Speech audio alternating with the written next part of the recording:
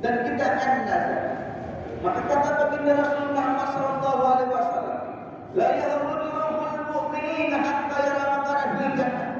Tidak akan pernah keluar rohnya orang mukmin, orang yang taat dengan perintah Allah, orang yang senantiasa berbuat baik kepada Allah Subhanahu wa taala dan berbuat baik kepada umat manusia, kecuali mereka telah mengetahui tempat mereka di surga. Wala yarujul kafirina.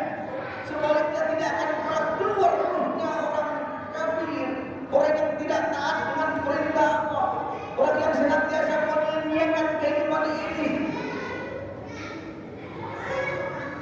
Hatta dirahmatan dunia, kecuali orang ini telah mengetahui tempat mereka di dalam neraka.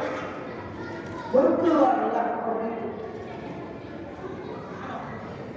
Sehingga baginda Rasul menyampaikan apa yang disampaikan oleh suamimu yang pertama. Ketika suamimu mau berangkat ke masjid, bertemu dengan seorang yang buta, lalu dia tuntun menuju masjid, diarahkan menuju masjid. Sehingga ketika mereka akan nazar, ketika mereka akan dicap rohnya, semua rekaman CCTV malaikatul maut terbuka di hadapan orang itu. Betapa Allah memberikan nilai pahala yang luar biasa hanya sekedar menuntun orang buta yang mau berangkat ke masjid. Allah berikan, sehingga yang mengatakan kenapa tidak lama-lama hanya sebentar saya menuntut itu. Kenapa tidak sepanjang hayat saya memberikan nilai yang terbaik menuntun orang buta itu? Lagi-lagi tidak ada penyesalan di awal hari. Penyesalan akan datang di hadapan kita, di belakang kita. Tidak ada penyesalan itu ada di hadapan. Lalu yang kedua, ketika suamimu pulang dari masjid dan mau berangkat ke masjid, situasi dan kondisi dalam keadaan dingin parah di bawah 6 derajat. Orang itu kedinginan. Lalu suamiku membantu dengan pakaian yang lama, sementara ia menggunakan 2 pakaian yang baru, yang mengatakan di luar, yang lama ia pakai di dalam, yang lama ia berikan. Betapa Allah memberikan nilai pahala dengan hanya sekedar memberikan baju yang lama kepada orang-orang yang kedinginan. Sampai mereka membayangkan, andai kata saya memberikan baju yang baru, betapa lebih besar nilai pahala kami di hadapan Allah Subhanahu wa taala. Hati-hati penyesalan tidak ada di hadapan kita, Bapak. Penyesalan tentu berakhir dalam kehidupan. Dan yang terakhir, pada saat suamimu yang terakhir itu kata baginda Rasul, ketika suamimu pulang dari masjid, kau siapkan sepotong roti.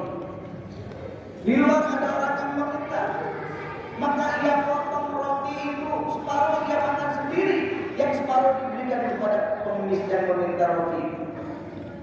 Kembali Allah membuka betapa nilai besarnya pahala yang diberikan hanya sekedar memberikan setengah potong roti. Sehingga yang mengatakan kenapa tidak semua? Andai kata semua roti saya berikan, sungguh betapa besarnya pahala Allah yang diberikan kepada orang itu. Oleh karena itu hadirin kaum muslimin yang dirahmati Allah, agar kita tidak menyesal di kemudian hari, apa yang dapat kita lakukan, lakukanlah demi sebuah kebajikan. Apa yang dapat kita dapatkan, apa yang dapat kita lakukan, lakukan. Tidak perlu harus menunggu kaya untuk berinfak dan sedekah. Tidak perlu untuk menjadi seorang yang berkuasa untuk memberikan kenyamanan kepada masyarakat kecil. Pun juga tidak perlu kita harus wibawa untuk memberikan kesenangan kepada orang lain. Oleh karena itu semoga kita senantiasa diberikan hidayah kesehatan oleh Allah Subhanahu wa taala, mampu untuk melaksanakan setiap aktivitas kehidupan kita dalam rangka mendapatkan ridho Allah Subhanahu wa taala. Inna ahsanal kalami wa bi'anal nizam wallahu yubarik lana bil jalali wal ikram wallahu subhanahu wa ta'ala yaqulu bi qawli yaqdir muhtadun